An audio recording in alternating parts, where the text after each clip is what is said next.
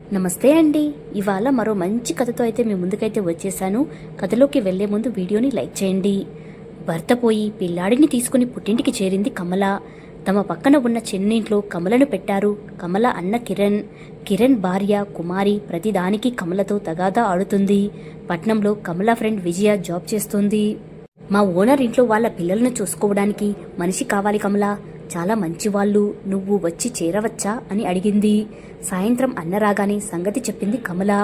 మొదట కిరణ్ వద్దన్నాడు. కాని కమల బలవంతంతో సరే అన్నాడు కిరణ్. విజయ కమలను వాళ్ళ ఓనర్ రాజారావు ఇంటికి తీసుకెళ్ళింది. సార్, ఈమె మా ఫ్రెండ్ కమల. ఈ మధ్య భర్త పోయాడు, ఒక బాబు ఉన్నాడు. తను డబ్బులకు ఇబ్బంది పడుతుంటే ఇక్కడికి రమ్మని చెప్పాను సార్. రాజారావుకు పొందికగా ఉన్న కమలను చూసిన వెంటనే మంచి అభిప్రాయం కలిగింది. చూడమ్మా, ఇక్కడ నీ పని మా పిల్లలిద్దరినీ స్కూలుకి పంపడం, ఈవినింగ్ వాళ్ళు రాగానే స్నానాలు చేయించి చదివించి అన్నం పెట్టి నిద్రపుచ్చడం. నువ్వు బాగా చేస్తే జీతంతో పాటు నీ పిల్లాడికి గది కూడా ఇస్తాను.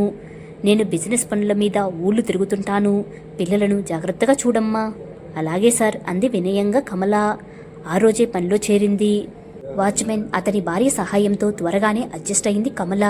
మొదట కొంత ఇబ్బంది పడ్డా ఇప్పుడు అలవాటయింది. రాజారావు నెలకు 4 రోజులు మాత్రమే ఇంట్లో ఉంటాడు. రాజారావు పిల్లలు బాగా అలవాటయ్యారు కమలకి. తన పిల్లాడికి వాళ్ళ పిల్లలకు కథలు చెబుతూ నిద్రపుచ్చేది. అప్పుడప్పుడు అన్నయ్యకు ఫోన్ చేస్తుంది. అక్కడ పని మనిషిగా చేసేదానికంటే నా ఇంట్లోనే ఉండొచ్చుగా అని నిష్ఠూరంగా అడుగుతాడు కిరణ్. లేదన్నయ్యా, ఇక్కడ బాగానే ఉంది, నువ్వు టెన్షన్ పడవద్దు అని చెప్పేది కమల. ఇలా 4 ఏళ్లు గడిచాయి. ఇప్పుడు ఆయన ఊళ్ళు తిరగటం మానేసి ఇంటి పట్టునే ఉంటున్నాడు. చుట్టాలందరూ ఆడపిల్ల పెద్దయ్యేలోపు మళ్ళీ పెళ్లి చేసుకో అని రాజారావుపై ఒత్తిడి పెడుతుంటారు. రాజారావుకు ఆలోచన కలిగింది. ఆడపిల్ల తల్లి చాటున పెరగాలి, పిల్లలను ఎవరు బాగుగా చూసుకుంటారో ఆలోచిస్తే కమల సరైనదనిపించింది. 4 ఏళ్లుగా ఆమెను గమనిస్తే ఎంతో పద్ధతిగా ప్రేమగా పిల్లల్ని చూసుకుంది. ఒకరోజు భోజనం సర్దుతూ వెళ్తున్న కమలను పిలిచాడు. నేను మళ్ళీ పెళ్లి చేసుకుందామనుకుంటున్నాను కమల.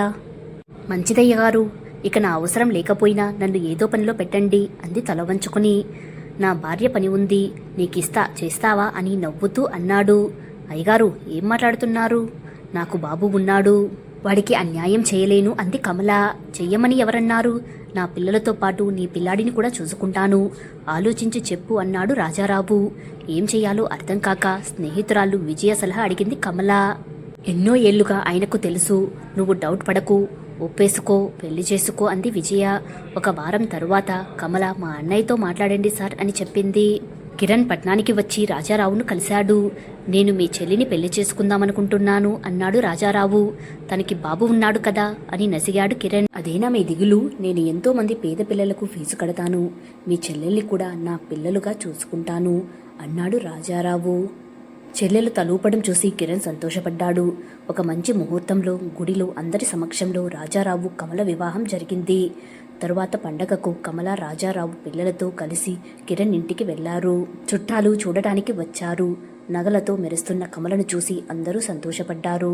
మీ ఆయన నిన్ను నీ బాబుని ఎలా చూస్తున్నారు అని అడిగితే ఆయన దేవుడు, నా పిల్లాలిని వాళ్ళ పిల్లలతో సమానంగా చూస్తారు అంది మెరిసే కళ్ళతో కమల. ఒకరోజు ఒక ఆవిడ వచ్చింది. రాజారావు బయట పేపర్ చదువుకుంటూ ఉన్నాడు. ఆవిడను చూసి కోపంగా అడిగాడు, ఎందుకు వచ్చావు? నా పిల్లల్ని చూసిపోదామని అంది. వాళ్ళు బాగున్నారు, కానీ ఇక వెళ్ళు. ఇంకా మీకు నా మీద కోపం పోలేదా అంది ఆవిడ. అది ఎట్లా పోతుంది? పిల్లల్ని భర్తని వదిలేసి వెళ్ళిపోయావు, ఈ జన్మలో పోదు అన్నాడు రాజారావు. ఎవరితో ఆయన ఇంత గట్టిగా మాట్లాడుతున్నారో అని బయటకు వచ్చిన కమల ఆవిడ బతిమాలటం చూసి ఆశ్చర్యపోయింది. వెళ్తావా లేక పోలీసుల్ని పిలవనా అన్న రాజారావు మాట విని ఏడుస్తూ వెళ్ళిపోయింది ఆవిడ. లోపలికి వచ్చి కమల అడిగింది, ఆవిడ ఎవరు? నా మొదటి భార్య సుమతి అన్నాడు రాజారావు. ఆవిడని ఇంట్లోకి రానియవచ్చుగా, నిజానికి ఆవిడకే ఇంట్లో హక్కు ఉంది కదా అంది కమల ప్రశాంతంగా. నీకు మొదటే చెప్పాలి అనుకున్నా సమయం రాలేదు అన్నాడు రాజారావు. ఆ సుమతి పిల్లలు చిన్నప్పుడే వాళ్ళ బావతో లేచిపోయింది. నాకిష్టం లేని అవమానం భరించలేక నేను ఈ సిటీకి వచ్చాను. ఇక్కడ వ్యాపారం మొదలుపెట్టాను, డబ్బు సంపాదించాను. ఇక విడాకుల కోసం ఫైల్ చేస్తాను. నీకు టెన్షన్ పడాల్సిన అవసరం లేదు కమల. ఇక నుంచి ఆవిడ వస్తే నాకే చెప్పు. ఏవండి, ఆవిడ వచ్చింది అనొద్దు అని నవ్వాడు రాజారావు. ఆ నవ్వులో కమల నవ్వు కూడా జతకలిసింది. కథ సమాప్తం. ఈ కథపై మీ అభిప్రాయాన్ని కామెంట్ రూపంలో తెలియచేయండి. మరో మంచి కథతో మళ్ళీ కలుద్దాం. Thank you.